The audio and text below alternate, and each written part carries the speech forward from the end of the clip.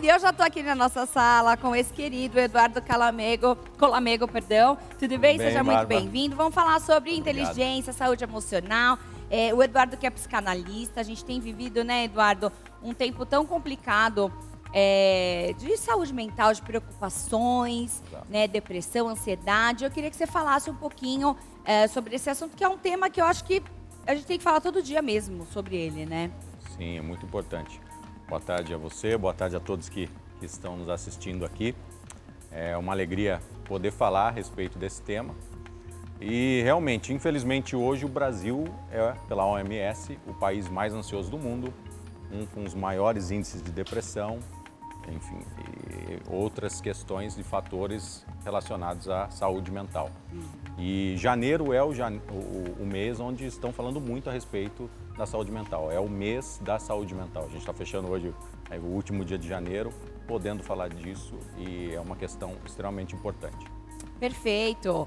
Olha só, Janeiro Branco, e você vai conhecer um pouquinho aí sobre saúde mental.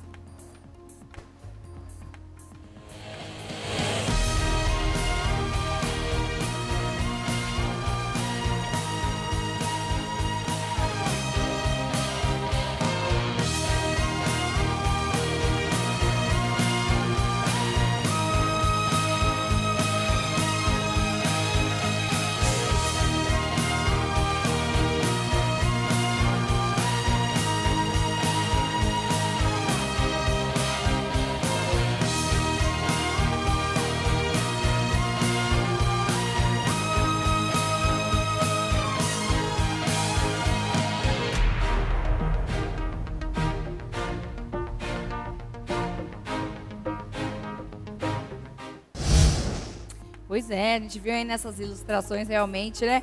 Uma mão ali o coração e na outra o cérebro. O quão é importante a gente ter esse equilíbrio, hein, doutor? Então, quando a gente fala hoje, principalmente das questões de equilíbrio emocional, é muito importante que a gente entenda uma questão. Infelizmente, hoje, e não é só de hoje, mas nossos pais, os pais dos nossos pais, a gente não aprendeu em nenhum momento, não só nós, como nossos pais, como eu disse, nossos avós, não aprendeu em nenhum momento na escola as questões mais importantes relacionadas à saúde mental e inteligência emocional. Portanto, hoje, com a internet, com programas como esse, como conteúdos que a gente pode buscar, a gente tem condições de nos preparar melhores para falar um pouquinho mais sobre relações, como vocês colocaram aqui, você e o Renato estavam colocando aqui tão bem. É importante a gente se possuir para melhor a gente se disponibilizar. E, infelizmente, a gente não tem esse conteúdo na escola. A gente não aprende na escola sobre autoconhecimento, que é autoconhecimento de fato. A gente não aprende na escola como controlar as emoções e gerir essas emoções. Portanto, é muito bom que a gente tenha um mês como esse, o Janeiro Branco, que fala sobre saúde mental, sobre inteligência emocional, e também vocês abordando esse tema que é tão importante. Por exemplo, quantos anos a gente tem que começar já a fazer com que a criança saiba desse assunto? Como é que a gente aborda a criança e começa a falar sobre isso? Porque é muito complexo. Às vezes a gente fala alguma coisa para a criança e fala, mãe, não estou entendendo nada que você está falando. Mas aqui, a partir de qual idade que é ideal a gente conversar e como conversar? Perfeito. Essa é uma pergunta bastante importante.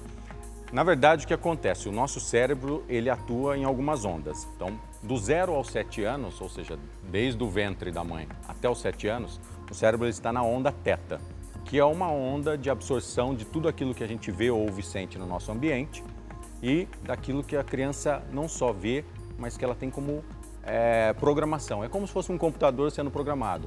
Então, ela vai ver o quê? O que os pais fazem. Então, muitas vezes a gente vê a criança e a gente fala, nossa, está fazendo igual o pai, olha, está igualzinho a mãe, porque ele está espelhando, a criança está espelhando. Então, a melhor forma da gente poder educar a criança em relação à saúde mental, à inteligência emocional, é nós sendo exemplo. Então, por exemplo, mais uma vez, na escola a gente não aprende sobre valores e princípios. Tá? Eu sou cristão, tenho algumas questões relacionadas a valores e virtudes e princípios, mas hoje, não só nos atendimentos, mas na imersão que eu faço, no trabalho que eu realizo, uma das coisas que eu mais pergunto para as pessoas é, você consegue falar três valores pelo menos que direcionam a sua vida e suas decisões? Olha, importante. importante. E na maioria das vezes as pessoas não sabem. Trava, né? Então como que você consegue tomar decisões mais assertivas se você não conhece os seus valores e princípios? Então, estou falando tudo isso por quê? Porque dentro de casa, para você educar uma criança, você precisa deixar bem claro quais são os valores, quais são os princípios daquele ambiente e como ela deve se relacionar com o outro. Ou seja, se você tem um valor fortalecido de respeito, um pai e uma mãe não vão ter discussões e agressões, sejam físicas ou verbais. Começando por aí, né? Começando que é o mínimo, por aí, né? é o mínimo ali de uma relação de respeito Uhum. entre o marido, a mulher, enfim, ter esse respeito e o entendimento de que a criança ela é educada principalmente pelo exemplo, por tudo aquilo que ela vê. Então, claro, existem outras sequências para a gente poder abordar na educação de filhos, mas o exemplo daquilo que você faz, eu tenho uma filha de 11 anos e uma de 1 ano e 10 meses, a Luísa e a Olívia. Eu tenho a Luísa também, a minha Luísa também, olha isso. só. E a Luísa, eu, por exemplo, tem marcadores na vida dos nossos filhos que a gente são importantes. Então, os filhos, muitas vezes, eles não vão ligar muito se você muda de uma casa maior para uma menor. Mas eles vão ligar se você deixa de fazer algo significativo com eles. Então, por exemplo, com a Luísa, desde os 3 anos de idade dela, eu tomo banho de chuva, todos os anos. Então, quando ela vê a chuva, ela já tem a associação direto de que é um momento de carinho, é um momento de afeto. Então, você tem que criar, como pai e mãe, esses marcadores.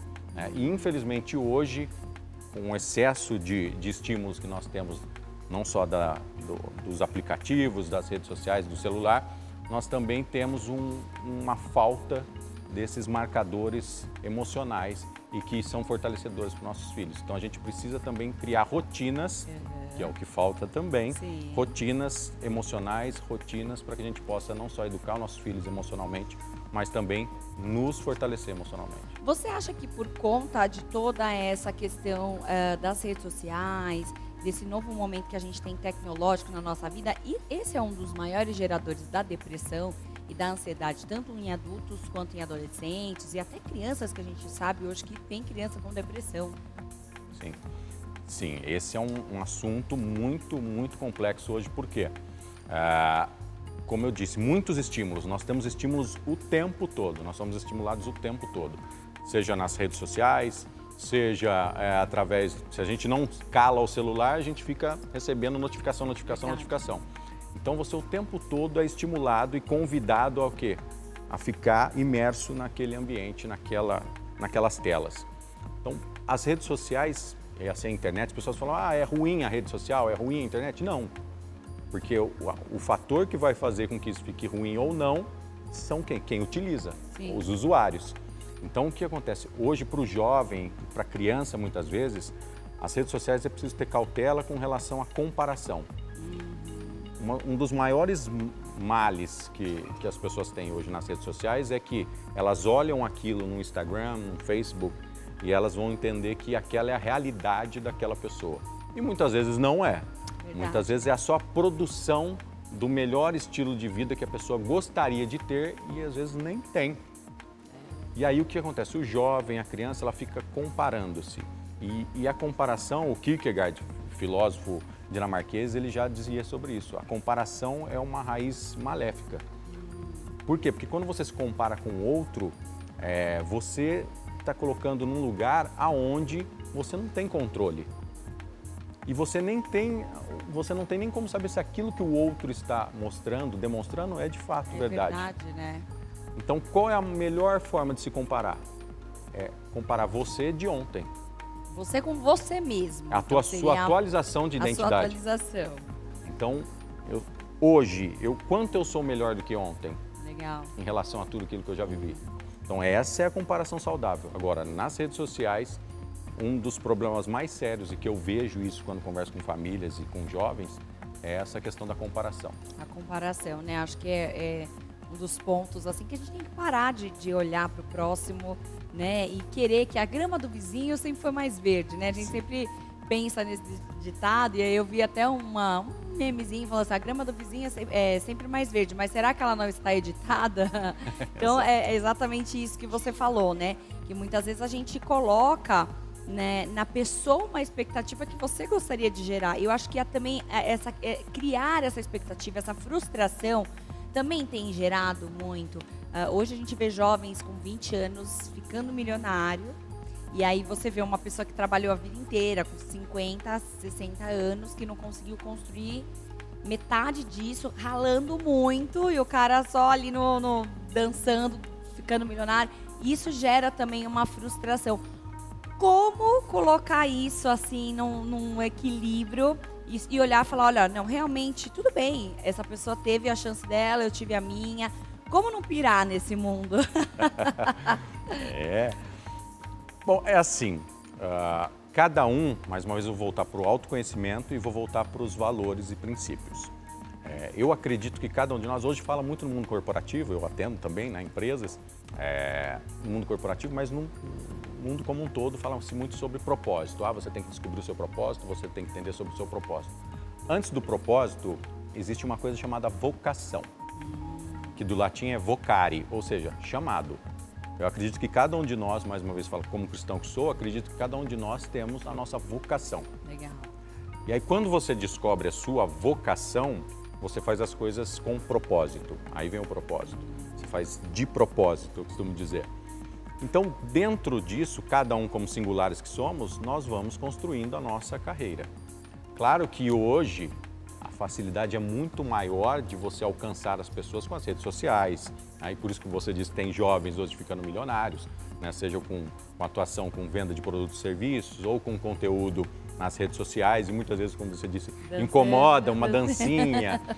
Mas o importante é que você entenda a sua vocação e se você tem cumprido a vocação que você veio cumprir. Legal. Porque quando você tem posse de si mesmo, que é o autoconhecimento, e o autoconhecimento muitas vezes quando a gente faz um processo psicanalítico, um processo terapêutico, o autoconhecimento é reconhecer a própria história.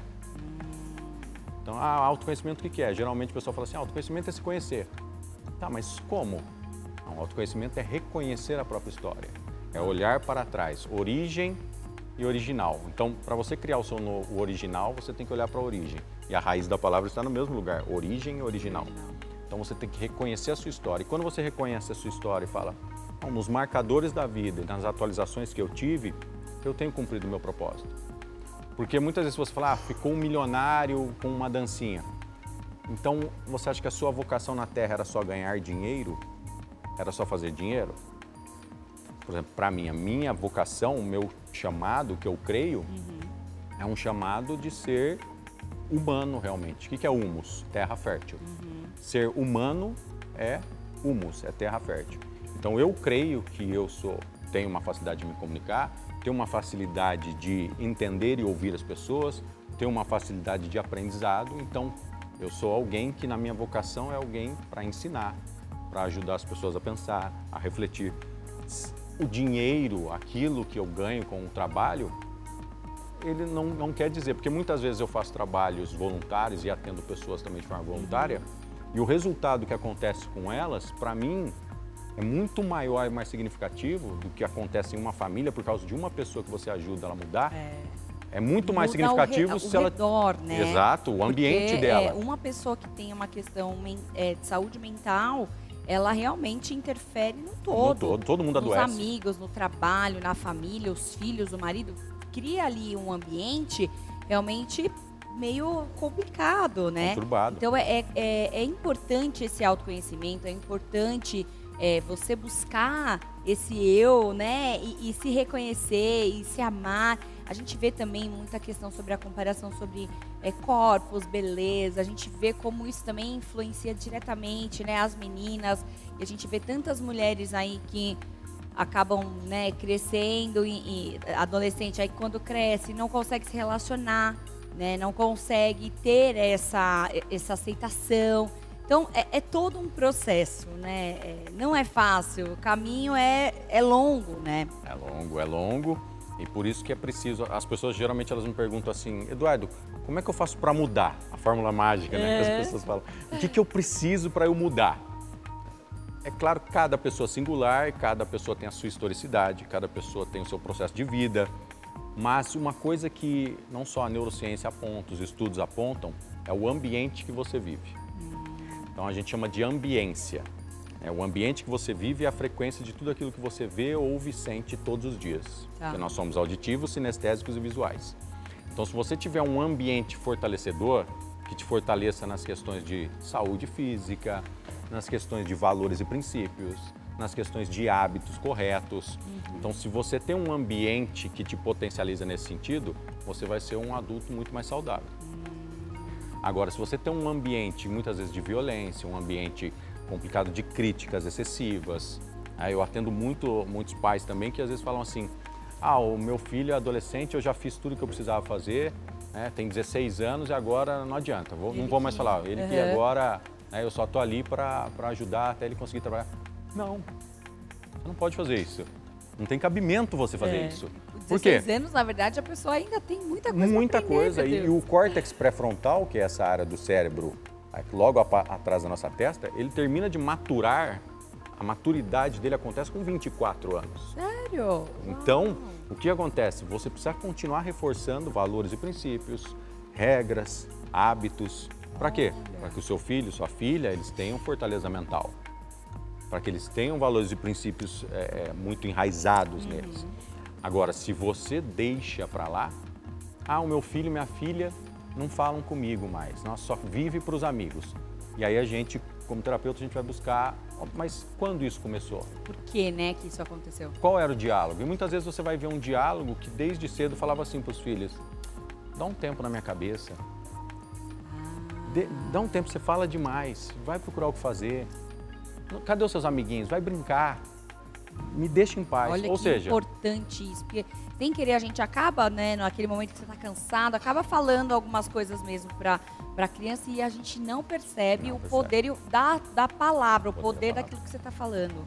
E aí você vai fazendo o quê? Isso, lembra que eu falei do ambiente? Afastando, né? Reforço. Então você está reforçando. Como que você reforça um hábito bom? Sendo positivo, fazendo. Como você reforça um negativo? Do mesmo modo. Também. Nós aprendemos como? Repetição ou impacto emocional. Então, se você fica ali reforçando para o seu filho que aquilo que ele tem para falar não é importante, que ele precisa dar um tempo na sua cabeça, que ele precisa procurar alguma outra distração, obviamente que vai chegar um momento que na cabeça dele vai formatar o seguinte, o que eu falo não é importante para meu pai e para minha mãe. Eu vou procurar quem quer me ouvir. E às vezes quem quer ouvir o seu filho é alguém que também quer conturbar a vida dele, a existência dele. E aí você perdeu. Olha, muito importante esse bate-papo, muito importante essas dicas, porque às vezes são coisas que automaticamente a gente reproduz, né? A gente ouviu dos pais, então a gente reproduz, então a gente faz e vai passando isso de geração para geração e isso traz muitos malefícios no futuro. Por isso que muitos de nós, né, nossa geração agora tem muita gente depressiva, ansiosa. E aí, né, não, mas meu pai não morri, né? Tem aquela coisa, não, eu fiz assim, não morri. Mas tá cheio de problemas, né? Então, eu acho que é uma oportunidade, né, que a tecnologia, que os estudos, que a ciência, Deus nos proporciona de fazer com os nossos filhos, com essa nova geração diferente. Diferente, né? Com certeza. Então... uma coisa que eu gosto de falar muito e reforçar com as pessoas. Muitas vezes a questão da saúde mental, a questão de a pessoa ter uma ansiedade, uma depressão, enfim, essas questões de saúde mental, ela está ligada também aos hábitos que ela tem. Por exemplo, de sono, os hábitos alimentares. Porque muitas vezes uma pessoa ela desenvolve uma depressão ou uma ansiedade porque ela tem os nutrientes faltantes. Então ela está com falta de nutrientes, de minerais. Então hoje muitos dos terapeutas eles já buscam, né, principalmente psicanalistas, psicólogos e claro, doutores psiquiatras, eles vão pedir o quê? Vai fazer análise com você, mas vai pedir os exames para ver as suas vitaminas, os minerais, como é que estão. Por quê? Porque isso são lâminas médicas, isso são estudos que mostram. Se você tiver déficit de vitaminas, você vai ter, por exemplo, alguns falam, o meu filho tem TDAH. Ele não tem. Ele tem uma nutrição ruim, por isso o processo cognitivo dele está afetado. Então não é só simplesmente diagnosticar com TDAH. Você vai ver as vitaminas e os minerais que ele tem para ver se não está atrapalhando na cognição. E do mesmo modo acontece conosco. A gente muitas vezes vive dentro de uma casa, de um apartamento, você entra no carro pela garagem, você já vem para o estúdio ou você vai para o seu trabalho, fica lá, você não toma sol. Vitamina D. Vai te deixar em estado depressivo, é óbvio. Olha, que interessante. Então, é muito importante ter essa visão sistêmica sobre saúde. Então, são a formação de hábitos, tanto nas relações, quanto no sono e na alimentação. Em tudo, né? É a medicina integrativa hoje também que acho que traz esse poder pra gente. Quero te agradecer mais uma vez, Eduardo, obrigada. Quero que você passe os seus contatos pra gente, por gentileza. Perfeito, eu que agradeço pelo convite. Bom, podem me procurar aí, achar nas redes sociais, né? Eduardo Colamego, né? @EduardoColamego. E podem enviar mensagem para mim, podem realmente colocar lá o direct, enfim, que eu vou responder, o pessoal vai responder. E lá eu compartilho muito conteúdo também, como um pouquinho do que eu falei aqui. E espero poder sempre contribuir. Muito bem, vamos seguir com certeza.